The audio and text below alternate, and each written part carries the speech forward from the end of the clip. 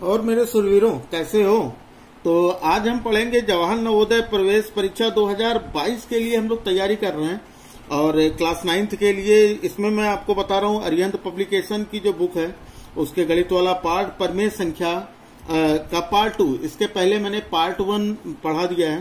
Part 1 में मैंने 2 question बताए थे, पहला और दूसरा क्वेश्चन। अगर आपके पास बुक है तो अच्छी बात है, अगर बुक नहीं है तो क्वेश्चन आपको स्क्रीन पर मिल जाएगा। यहाँ से आप क्वेश्चन के स्क्रीनशॉट ले सकते हैं, आपके पास पूरी की पूरी बुक अवेलेबल हो जाएगी। अब यहाँ पर आज हम क्वेश्चन सॉल्व करेंगे, क्वेश्चन नंबर 3।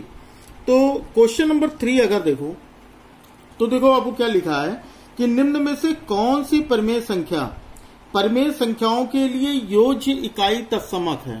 ठीक है, क्या कह रहा है कि निम्न में से कौन सी परमेय संख्याओं के लिए योज्य इकाई तत्समक है। ऑप्शन दिया गया है आपका 0, 1, 2 या 3। अब देखो इस क्वेश्चन को अगर हमें करना हो तो सबसे पहले तो हमें यह जानना होगा कि योज्य इकाई तत्समक क्या होते हैं। ठीक है, तो देखो योज्य इकाई बहुत सीधी सी चीज समझ लो कि योज्य इकाई तत्समक ऐसी संख्या, ठीक है, ऐसी संख्या कि जिसमें अगर हम वही संख्या जो भी संख्या जोड़ें आंसर वही संख्या आ जाए। अब सोचोगे ऐसा कौन सा, भाई समझ गए होगे ना। कोई भी ऐसा नंबर बताओ जिसमें हम कोई नंबर जोड़ें आंसर वही आ जाए। जैसे अगर हम उसमें 5 जोड़ें तो आंसर 5 हो, उसमें हम 6 जोड़ें तो आंसर 6 हो। इस तरह कोई संख्या है? बिल्कुल है भाई। कौन सी संख्या है? 0। बिल्कुल, आपका अंदाजा भी बिल्कुल सही था, 0।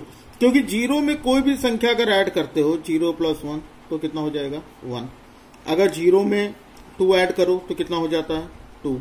अगर 0 में 500 ऐड करोगे तो इसका आंसर हो जाएगा 500। मतलब कहने का मतलब क्या है कि कोई भी संख्या अगर इसमें जोड़ोगे तो वही संख्या मिल जाए। ठीक है, तो 0 क्या है? सभी परमेय संख्याओं के लिए योज्य इकाई तत्समक है। तो इसका आंसर कौन सा होगा बाबू? इसका आंसर ए होगा। बिल्कुल सही आंसर। समझ में आ गया? बहुत ही इजी था भाई। अगर समझ में आ गया हो तो अभी से वीडियो को लाइक कर दो। और अगर तैयारी बहुत ही जबरदस्त ढंग से करना चाहते हो नवोदय की या फिर सैनिक स्कूल की या फिर सेंट्रल हिंदू स्कूल की, का आपका मैथ का सिलेबस सेम है तो चैनल को सब्सक्राइब कर बेल आइकन को जरूर प्रेस कर लीजिए ताकि हमारे हर क्लास की नोटिफिकेशन आपको मिलती रहे। ठीक है, चलो फिर क्वेश्चन नंबर 4 देखते हैं। अब क्वेश्चन नंबर 4 अगर देखो तो इसमें पूछ रहा है 0/5 का गुणन प्रतिलोम। अब देखो 0/5 का गुणन प्रतिलोम कहने का मतलब क्या है? रेसिप्रोकल बताना है ना। 0/5 का गुणन प्रतिलोम। तो ऑप्शन देख लो, 5, -5, 0 और फिर क्या दिया गया? परिभाषित नहीं है भाई। ये क्या चीज होती है? मैंने कल की क्लास में आपको बताया था कि अगर कोई भी संख्या है ना, कोई भी परमेय संख्या है या रेशनल नंबर, तो उसको हम कैसे लिखते हैं? परमेय संख्या को P/Q के फॉर्म में, यही तो लिखते हैं। लेकिन ये जो Q है ये हमारा 0 नहीं हो सकता। ठीक है, यानी कहने का मतलब कोई भी संख्या लिख लो। जैसे अगर मान लो हमको ये लिखना हो 2/3, तो ये क्या है? एक परमेय संख्या है क्योंकि इसका Q जो है वो क्या है? 3 है। अच्छा, 0/2 तो क्या ये परमेय संख्या है? भाई बिल्कुल परमेय संख्या है। P 0 हो सकता है लेकिन Q 0 नहीं हो सकता।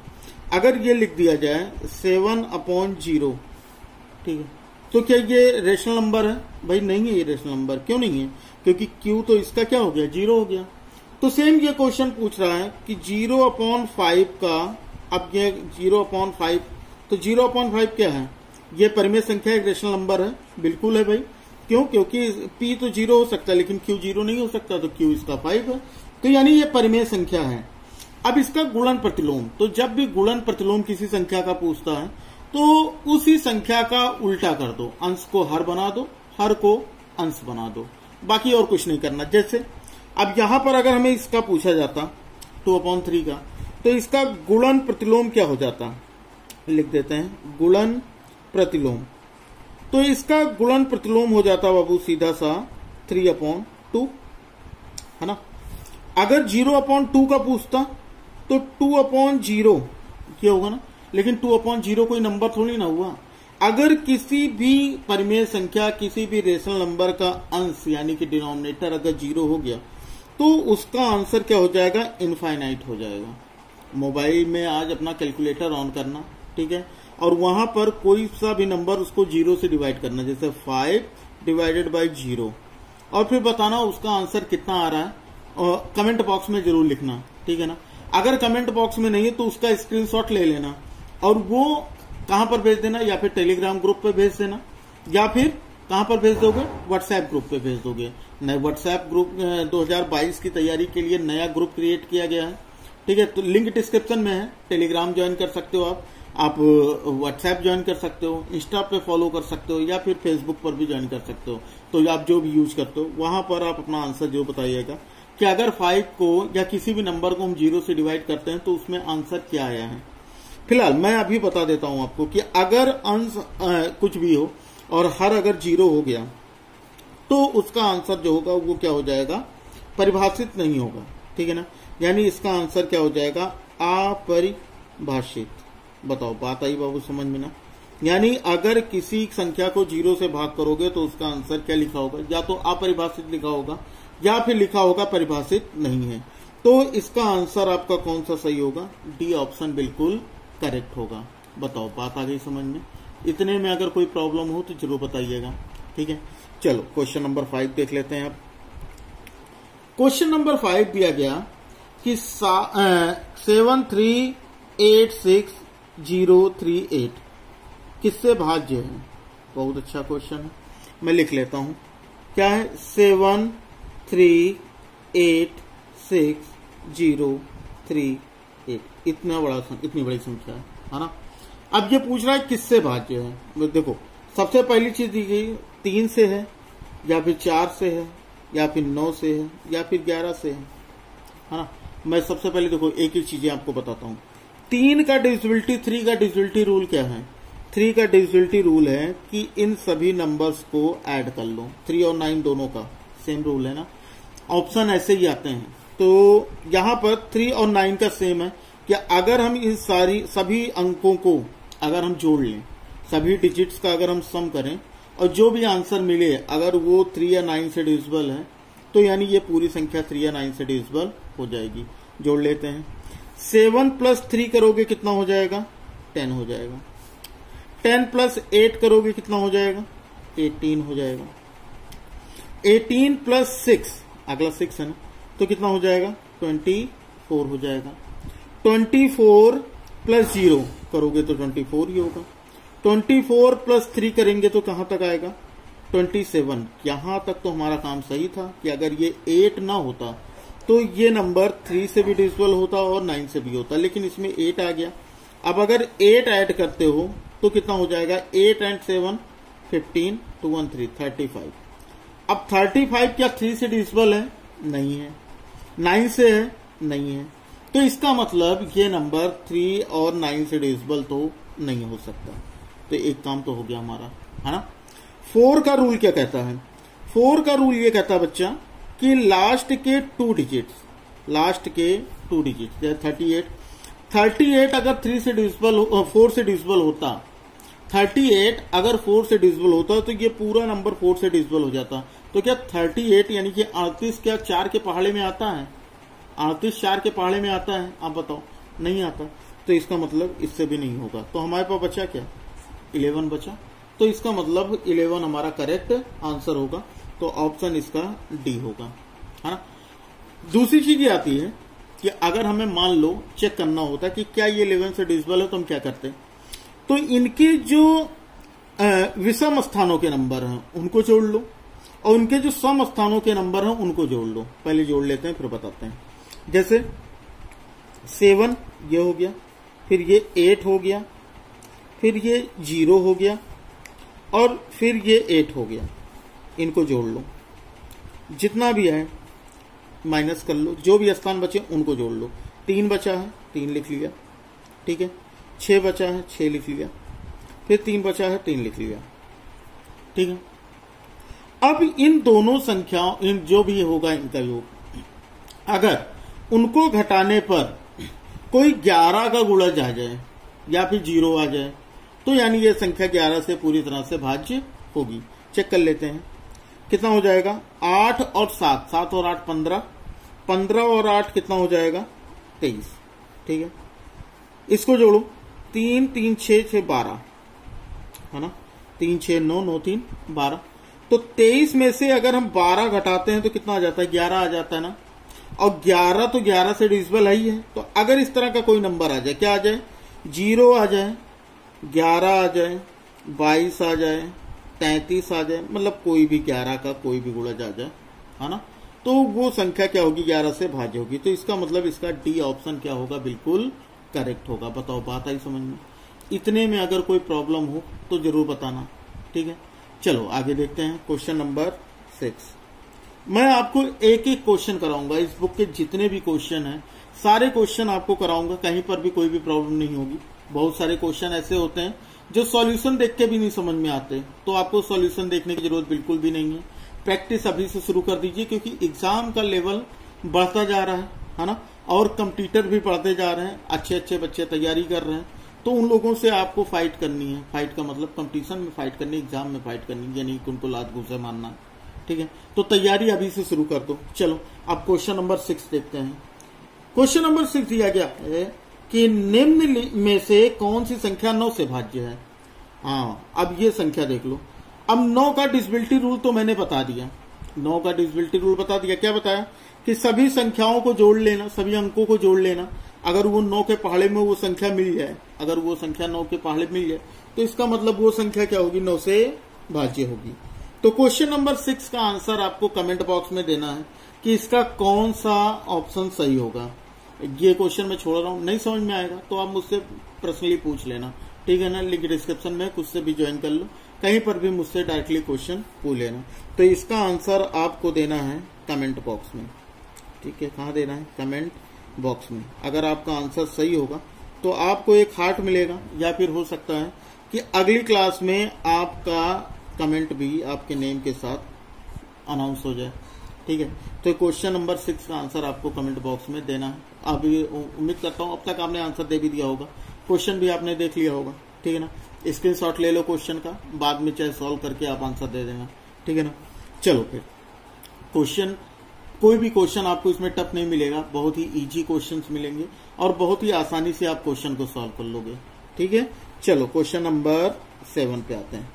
तो क्वेश्चन नंबर 7 देखो बाबू, ये दिया गया कि यदि 1 5 7 फिर एस्ट्रिक बना हुआ है, स्टार बना हुआ है, फिर 2 3 4 दिया गया है। ये कह रहा है अगर ये संख्या 3 से भाज्य हो तो एस्ट्रिक यानी स्टार के स्थान पे कौन सा अंक होगा। बढ़िया क्वेश्चन ना, आसान क्वेश्चन है। क्या दिया गया, 1 5 7, जहां एस्ट्रिक है वहां पर मैं लिख दे रहा हूं x, ठीक है। जहां एस्ट्रिक है वहां पर s है, और दिया गया 2 3 4, 2 3 4। तो मैंने क्या बताया, 3 का विभाज्यता नियम क्या बताया कि कोई संख्या 3 से डिविजिबल है, ये हमको कैसे पता लगेगा। क्या कहा, सभी संख्याओं को जोड़ दो, सभी संख्याओं को नहीं, सभी अंकों को जोड़ लो। तो अंक कौन कौन से हैं, 1 + 5 कितना हो जाएगा, लिख लेता हूं यहाँ। 1 + 5 कितना हो गया, 6 हो गया। 6 + 7 कितना हो जाएगा, 13। 13, अब x नहीं जोड़ना, x छोड़े रहो, ठीक है, 2 जोड़ लो। तो 13 + 2 कितना हो गया, 15। 15 में 3 ऐड करोगे, 15 + 3 कितना, 18। 18 + 4 करोगे तो कितना हो जाएगा, 22। अब ये बताओ भैया कि 22 के बाद कौन सी संख्या है जो 3 से कट जाए। देखो 21 तो 3 से कट रही है ना, 22 तो 3 से नहीं कट रहा है, नहीं कट रहा है। किससे कट रहा है, 22 के बाद कौन सी संख्या, 23 भी नहीं 3 से भाज्य होगी, तो क्या होगा, 24। तो 24 के लिए हमें इसमें कितना ऐड करना होगा कि 24 हो जाए, भाई 2 ऐड करोगे तब तो 24 होगा ना। तो इसका मतलब क्या है कि जो एस्ट्रिक है इस जगह पर हमारा कितना आएगा, 2 आएगा। स्टार की जगह पर, यहां पर पूछ रहा है कि यहां पर कौन सी संख्या आएगी, तो यहां पर कौन सी संख्या होगी, 2। तो इसका मतलब हमारा ऑप्शन कौन सा सही होगा, को अकॉर्डिंग टू क्वेश्चन हमारा आंसर सही होगा, सी बिल्कुल करेक्ट आंसर होगा। बताओ बात आ रही समझ में, है ना, बात आ रही होगी समझ में। तो चलो फिर आगे देख लेते हैं, अगले क्वेश्चन तक पहुंचते हैं। लेकिन बिल्कुल भी आपका कोई भी यहाँ पर कोई भी फीस नहीं लगेगा। जो आपको पेड क्लास में पढ़ाया जाता था वो सारी चीजें आपके यूट्यूब पर बिल्कुल फ्री ऑफ कॉस्ट, लॉकडाउन की वजह से, ठीक है ना। जूम पर जो क्लासेस चलती थी वो क्लासेस भी बंद करके अब सीधा आपको यूट्यूब पर सारी क्लासेज मिलेंगी बिल्कुल फ्री ऑफ कॉस्ट।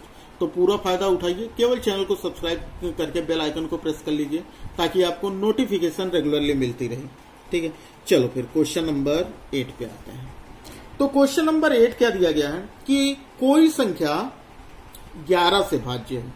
मैंने अभी आपको 11 का भाज्यता नियम बताया ना, स्क्रीनशॉट भी आपने ले लिया होगा, अगर नहीं लिया है तो फिर से वीडियो देखिएगा और स्क्रीनशॉट जरूर ले लीजिएगा। ठीक है ना। कोई संख्या 11 से भाज्य है यदि उसके सम तथा विषम स्थानों के अंकों के योग का अंतर हो। हाँ, ये बात बहुत अच्छी ना, क्या बताया, बहुत ही अच्छी बताई कि अगर मैं एक बार फिर से आपको यहां पर दिखाना चाहता हूं जो मैंने अभी आपको बताया है, ये वाला देखना। क्या बताया अभी आपको कि अगर कोई भी संख्या ऐसी मिले, ठीक है, 11 से भाज्य का नियम चेक करना हो तो हमें क्या करना है कि विषम स्थानों के अंकों का योग माइनस सम स्थानों के अंकों का योग करो। अगर वो संख्या जो आंसर मिले हमें घटाने पर वो 0 हो या फिर 11 का कोई गुणज हो तो वो क्या होगा, वो संख्या 11 से क्या होगी, भाज्य होगी। यही तो हमने पढ़ा। तो यहां पर 8वें का अगर ऑप्शन देखोगे, 3 का गुणज, 5 का गुणज, 0 या 11 का गुणज या 0 या 7 का गुणज, आपके हिसाब से क्या है कमेंट बॉक्स में लिख दो जल्दी से। 0 या 11 का गुणज है या 0 या 7 का गुणज है। तो भाई अब तो समझ में आ गया ना। तो ये क्या है, 0 या 11 का गुणज है। समझ में आया? कौन सा ऑप्शन सही है आपका? सी ऑप्शन बिल्कुल करेक्ट है। बताओ बच्चा, बात आई समझ में? बात आ रही समझ में? किसी को कोई भी प्रॉब्लम होगी तो जरूर बताइएगा। ठीक है ना। अगले क्वेश्चन पे आए, चलो क्वेश्चन नंबर 8 देखते हैं। अब क्वेश्चन नंबर 8 भी आपको उसी, क्वेश्चन नंबर 9 भी आपको इसी लेवल का मिलेगा। क्या कह रहा है क्वेश्चन नंबर 9? यदि, कितना बार भैया लिखा है, अब ये मैं पढ़ नहीं पा रहा हूं, 7 7 7 7 7 7 plus 11 is equal to plus x is equal to 11 हो तो एक्स का मान क्या होगा? तो ठीक है भाई, समझ गए। प्लस है या डिवाइड है? डिवाइड है ना। क्वेश्चन क्या कह रहा है? 7 7 7 7 7 7 ये लिखा ना, 77 77 77। अब ये कह रहा है कि अगर यहां पर x होता, ठीक है, भाग करना हो तो बराबर अगर 11 हो तो x का मान क्या होगा? अब इस क्वेश्चन में बहुत ही आसान सी चीज है कि अगर इधर भाग कर रहा है ना तो इधर भी भाग ही होगा। ये कैसे होगा?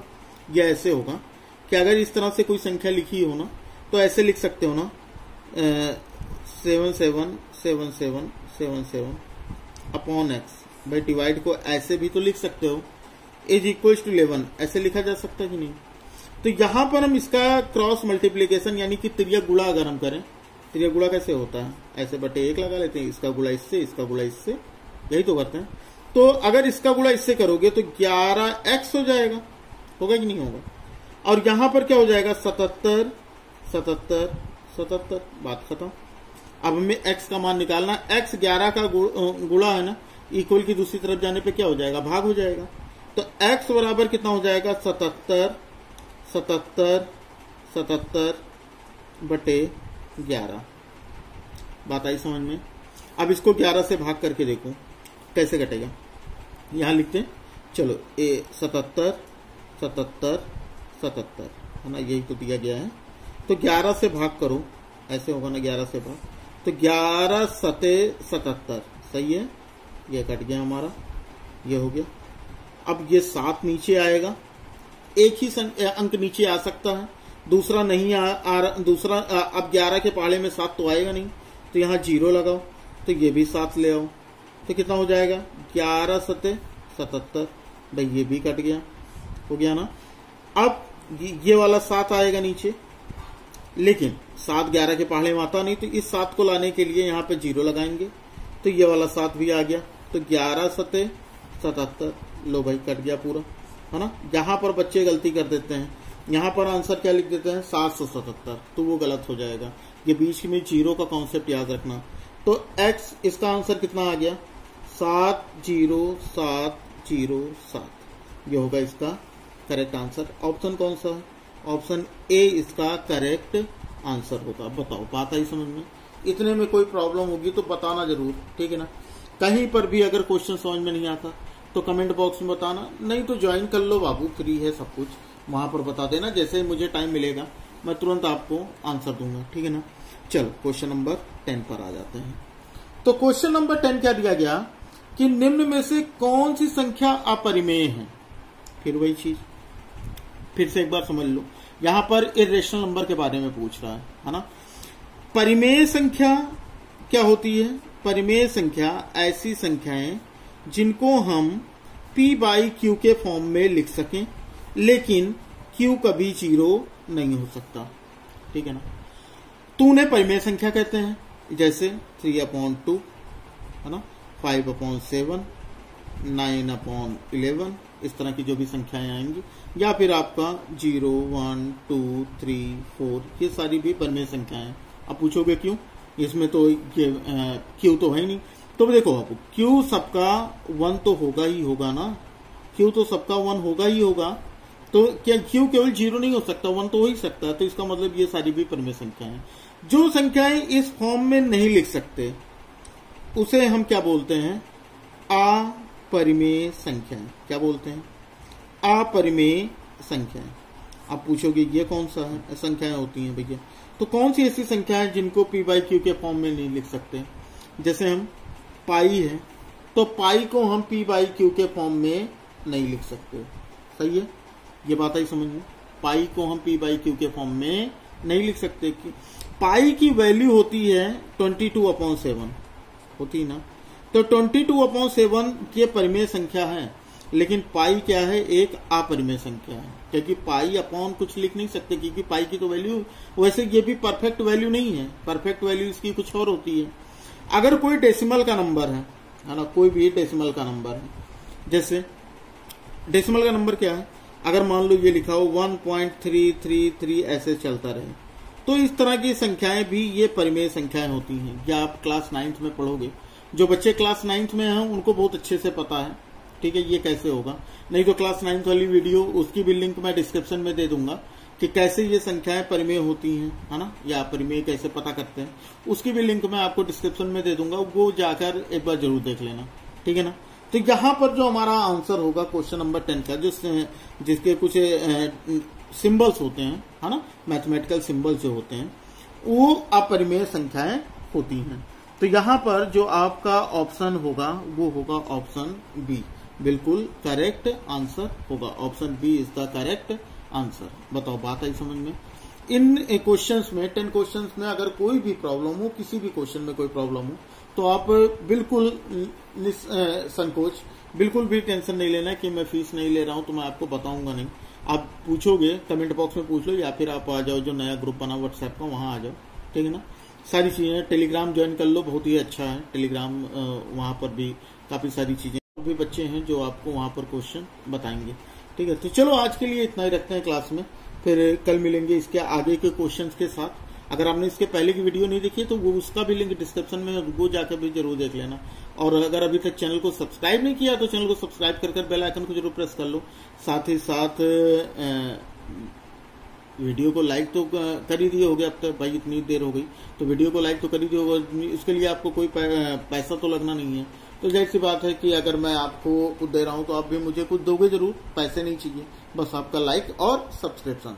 तो ठीक है बच्चा, फिर चलो पढ़ते रहो, मिलते हैं अगली क्लास में, तब तक जय हिंद, वंदे मातरम।